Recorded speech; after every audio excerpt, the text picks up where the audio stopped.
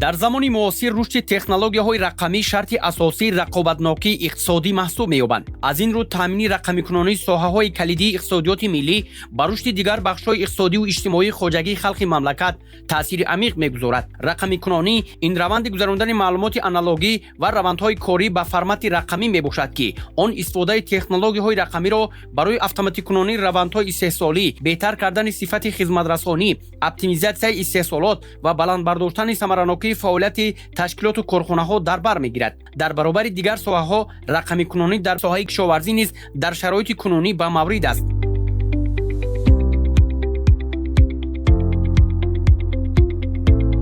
асосгузори сулҳу ваҳдати миллӣ, пешвои миллат, президенти ҷумҳурии Тоҷикистон муҳтарам Эмомалӣ Раҳмон зимни ироаи паёми навбатӣ ба Маҷлиси олии кишвар таъкид доштанд, ки пешрафти босуръати технологияҳои рақамӣ ва тавсеяи имкониятҳои зеҳни сунъӣ дар ҷаҳони муосир тақозо менамояд, ки ин дастовардҳо дар ҳама соҳаҳо самаранок истифода гардида ба манбаи иловагии рушди иқтисодӣ ва содироти хизматрасонӣ табдил дода шаванд. роҳбари давлат масъулини вазорату идораҳоро вазифадор сохтанд, ки талаботи бозори меҳнатро дар самти иқтисоди рақамӣ омӯхта, барои зиёд намудани теъдоди мутахассисони соҳаи мазкур, инчунин баландбардоштани сифати омодасозии кадрҳо тадбирҳои зарурӣ андешанд. ба андешаи сарвари давлат имрӯз зарур аст, ки раванди идоракунии давлатиро бо истифода аз технологияҳои рақамӣ ва зеҳни сунъӣ бароҳ монда, таъсири омили инсониро дар тамоми соҳаҳо ва ҳама гуна муносибатҳои молиявӣ коҳиш диҳем.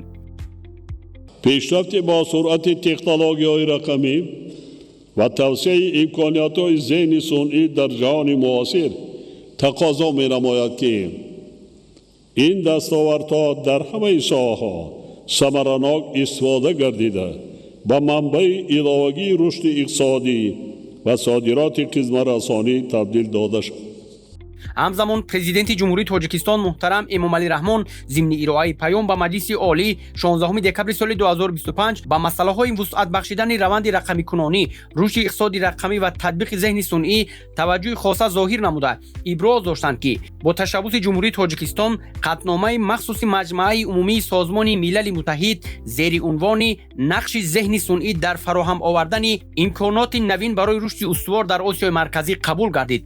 бо мақсади татбиқи босамари 5-солаи эълони солҳои 2025-2030 ҳамчун солҳои рушди иқтисоди рақамӣ ва инноватсия дар шаҳри Душанбе бо иштироки сарвазири мамлакат Қоҳир Расулзода, корхонаи воҳиди давлатии маркази рақамикунонӣ, инноватсия ва такмили ихтисоси кадрҳои соҳаи кишоварзӣ Вазорати кишоварзии ҷумҳурии Тоҷикистон ифтитоҳ гардид. давлатии маркази рақамикунонӣ, инноватсия ва такмили ихтисоси кадрҳои соҳаи кишоварзӣ Вазорати кишоварзии ҷумҳурии Тоҷикистон ҳамчун сохтори ҳамоҳангсоз дар рушд ва ташаккули фаъолияти рақамикунонӣ, инноватсия, такмили ихтисоси кадрҳои соҳаи кишоварзӣ, фароҳам овардани шароит барои бароҳ мондани рақамикунонии соҳаи кишоварзӣ, ташкил ва гузарондани чорабиниҳоро масъул мебошад. дар маросими ифтитоҳи ин марказ намоишгоҳи дастовардҳои илмӣ ва инноватсионии соҳаи кишоварзии мамлакат пешниҳод гардид. Сарвазири ҷумҳурии Тоҷикистон Қоҳир Расулзода иброз намуд, ки ифтитоҳи маркази рақамикунонӣ, инноватсия ва такмили кадрҳои соҳаи кишоварзӣ оғози марҳилаи нави технологӣ дар соҳаи кишоварзӣ мебошад. тавассути сиёсати дурбинонаи президенти ҷумҳурии Тоҷикистон муҳтарам Эмомалӣ Раҳмон солҳои 2025-2030 дар Тоҷикистон солҳои рушди иқтисоди рақамӣ ва инноватсия эълон гардиданд. ҳадафи он навсозии пурраи иқтисодиёт ва таъмини зиндагии шоистаи мардум тавассути технологияи муосир мебошад. миннатдории кормандони соҳаи кишоварзии ҷумҳуриро ба асосгузори сулҳу ваҳдати миллӣ, пешвои муаззами миллат, президенти ҷумҳурии Тоҷикистон муҳтарам Эмомалӣ Раҳмон ва ҳукумати ҷумҳурии Тоҷикистон барои дастгириҳои пайваста ва таъмиру азнавсозии бинои корхонаи воҳиди давлатии маркази рақамикунонӣ, инноватсия ва такмили ихтисоси кадрҳои соҳаи кишоварзӣ тибқи таҷрибаи байналмилалӣ, мутобиқгардонӣ ба талаботҳои муосир ва фароҳам овардани шароити мусоиди корӣ бо камоли эҳтиром баён менамоям. бо қарори ҳукумати ҷумҳурии Тоҷикистон аз 29 майи соли 2025 таҳти рақами 334 барномаи рақамикунонии соҳаи кишоварзии ҷумҳурии Тоҷикистон барои солҳои 2025-2029 қабул карда шуд. барнома барои идомаи минбаъдаи ислоҳоти аграрӣ, ташкили низоми устувор ба тағйирёбии иқлим, иқтисоди сабз, фароҳам овардани шароити мусоид барои пешбурди соҳаи кишоварзӣ, баланд бардоштани ҳосилнокӣ, истифодаи самаранокии обу замин, рушди устувор ва таъмини амнияти ӯзуқаворӣ мусоидат менамояд.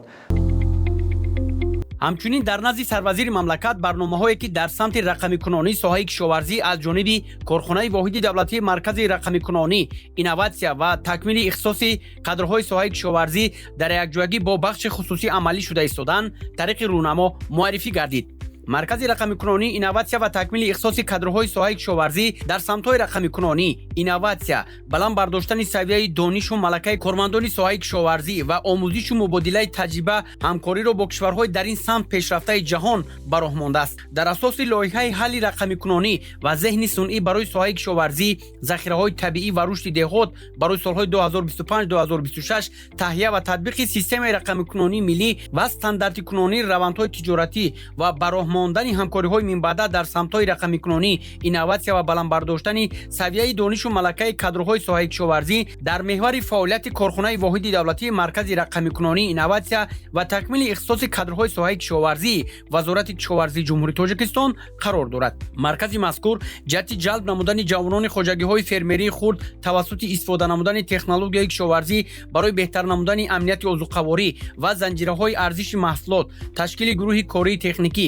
баррасии сохтори гурӯҳи корӣ, ташкили вохӯриҳои даврӣ, ба роҳ мондани ҳамкориҳои минбаъда дар самтҳои рақамикунонӣ, инноватсия, баланд бардоштани савияи донишу малакаи кадрҳои соҳаи кишоварзӣ, дар якҷоягӣ гузарондани семинару тренингҳо ва омӯзишу таҷрибаи муосир фаъолияти назаррас дорад. сарвазири мамлакат вобаста ба роҳ мондани технологияҳои муосир дар соҳаи кишоварзӣ ва робитаи илм бо истеҳсолот, рақамикунонии соҳаи кишоварзӣ ва гузариш ба кишоварзии сабз, кишоварзии ҳушманд дар шароити тағйирёбии иқлим, тасдиқи стандартҳои байналмилалии сабз дар кишоварзӣ, диверсификатсияи маҳсулоти кишоварзӣ ва содирот, роҳҳои муосири таъмини техникаи инноватсионӣ дар рушди соҳаи механиконӣ ва ҷалби бахши хусусӣ ба соҳаи кишоварзӣ изҳори андеша намуданд.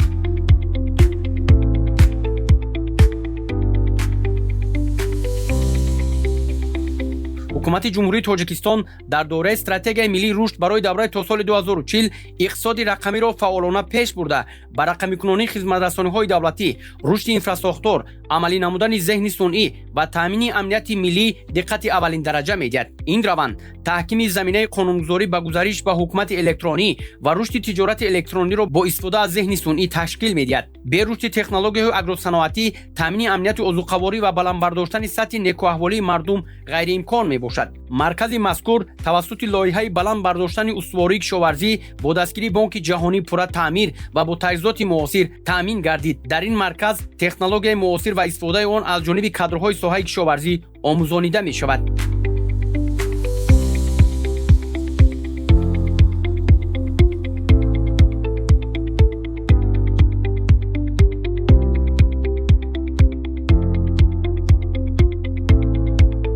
татбиқи инноватсия дар шароити имрӯзаи соҳа як аз самтҳои муҳим ва афзалиятнок ба ҳисоб меравад. кишоварзии рақамӣ на танҳо воситаи навсозии раванди истеҳсолот, балки ягона роҳи самараноки афзоиши маҳсулот, беҳтар намудани дастрасии аҳолӣ ба маводи ғизоӣ ва таъмини амнияти озуқаворӣ дар ҷаҳон ба ҳисоб меравад.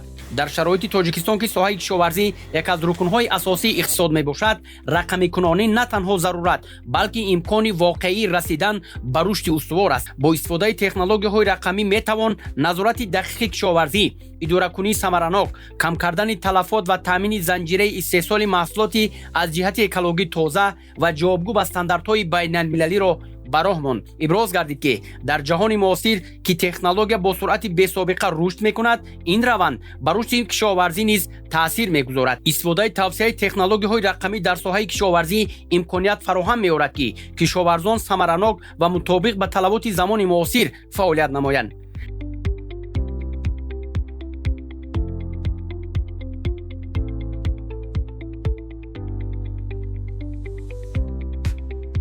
барномаи рақамикунонии соҳаи кишоварзии ҷумҳурии Тоҷикистон дар асоси стратегияи миллии рушди ҷумҳурии Тоҷикистон барои давраи то соли 2030 ва фармони президенти ҷумҳурии Тоҷикистон аз 8 январи соли 2025 дар бораи солҳои рушди иқтисоди рақамӣ ва инноватсия эълон намудани солҳои 2025-2030 бо мақсади идомаи минбаъдаи ислоҳоти аграрӣ таҳия гардид. барнома инчунин барои ташкили низоми устувор ва тағйирёбии иқлим, иқтисоди сабз, фароҳам овардани шароити мусоид барои пешбурди соҳаи кишоварзӣ ва баландбардоштани ҳосилнокӣ таҳия карда шудааст. ҳамчунин он ба беҳтар кардани самаранокӣ, шаффофият, саривақт гирифтани маълумот, истифодаи самараноки обу замин, рушди устувор, баланд бардоштани сатҳи некуаҳволии аҳолӣ ва таъмини амнияти озуқаворӣ равона шудааст. ҳадафи ин барнома таҳияи маҷмӯи тадбирҳо оид ба рақамикунонии соҳаи кишоварзии Тоҷикистон мебошад. Он вазъи кунунии кишоварзии рақамиро дар мамлакат арзёбӣ намуда, мушкилот ва имконияти асосиро муайян мекунад. нақшаи чорабиниҳоро барои суръат бахшидани татбиқи технологияҳои рақамӣ дар соҳаи кишоварзӣ ва деҳот қадам ба қадам пешниҳод менамояд. Тоҷикистон солҳои охир дар татбиқи технологияҳои рақамӣ маркази рақамикунонӣ, инноватсия ва такмили ихтисоси кадрои соҳаи кишоварзӣ Вазорати кишоварзии Ҷумҳурии Тоҷикистон бо мақсади беҳтар гардондани инфраструктураи соҳа, рушди устувор тавассути инноватсия ва рақамишавӣ, баланд бардоштани самаранокӣ, кам намудани корҳои дастӣ дар соҳаи кишоварзӣ ва мутобиқгардонии онҳо ба иқтисоди рақамӣ, ҳамоҳангсозиро дар самти рушди рақамикунонӣ ва хизматрасониҳои электронӣ бо назардошти омӯзиши давлатҳои ба мо монанд амалӣ намуда, дар ҳамкорӣ бо шарикони рушд ва бахши хусусӣ чораҳои зарурӣ андешида истодааст. дар бахшҳои мухталиф ба пешравиҳои назаррас ноил гардидааст. дар ин раванд рақамикунонии соҳаи кишоварзӣ дар Тоҷикистон ҳанӯз дар марҳилаи ибтидоӣ аст. рақамикунонии кишоварзӣ воситаи муҳиме мебошад, ки метавонад барои бартараф кардани мушкилиҳои соҳаи кишоварзӣ ва табдил додани он ба як аз соҳаҳои муосир, рақобатпазир ва устувор мусоидат намояд. зеҳни сунъӣ ҷолибтарин ихтироати асри 21 ба шумор меравад. он ҷаҳони моро тағйир дода, усулҳои кор, омӯзиш ва ҳаёти ҳаррӯзаи моро боз ҳам муассиртар месозад. зеҳни сунъӣ ин фанновариест, ки ба компютерҳо ва системаҳо қобилияти иҷро кардани вазифаҳое медиҳад, ки қаблан онро танҳо инсонҳо иҷро мекарданд. ҷумҳурии Тоҷикистон пайваста ба ташкили экосистемаи устувор ҷиҳати рушди самтҳои инноватсия ва рақамикунонӣ таваҷҷӯҳи махсус зоҳир менамояд. дастовардҳо ва кӯшишҳои Тоҷикистон дар пешбурди технологияҳои зеҳни сунъӣ муаррифӣ ва ба аҳамияти онҳо дар рушди соҳаҳои гуногун ба виҷа кишоварзӣ таъкид гардиданд. саҳми Тоҷикистон дар низомҳои минтақавӣ ва ҷаҳонии зеҳни сунъӣ назаррас аст. имрӯз зеҳни сунъӣ дар бисёр соҳаҳо васеъ истифода мешавад. ин падидаи нав дар соҳаи кишоварзӣ асосан барои обёрӣ, назорати маҳсулот ва афзоиши ҳосилнокӣ васеъ истифода мешавад. дар баробар ин зарурати таъмин кардани пешрафти иқтисодиву иҷтимоӣ дар замони муосир, хусусан дар шароити тағйирёбии бо суръати иқлим, натиҷаҳои самарабахши илмиро дар самтҳои ташаккули энергияи сабз, иқтисоди сабз, иқтисоди рақамӣ, ихтироъ ва татбиқи технологияҳои инноватсионӣ ва зеҳни сунъӣ талаб менамояд. аз ҷумла саҳми олимони ватанӣ дар татбиқи стратегияи рушди зеҳни сунъӣ дар ҷумҳурии Тоҷикистон барои давраи то соли 2040 ва тибқи он то ба 5% маҷмӯи маҳсулоти дохилӣ расонидани даромад дар натиҷаи ҷорӣ намудани технологияҳои зеҳни сунъӣ хеле зарур ва ҳатмӣ мебошад.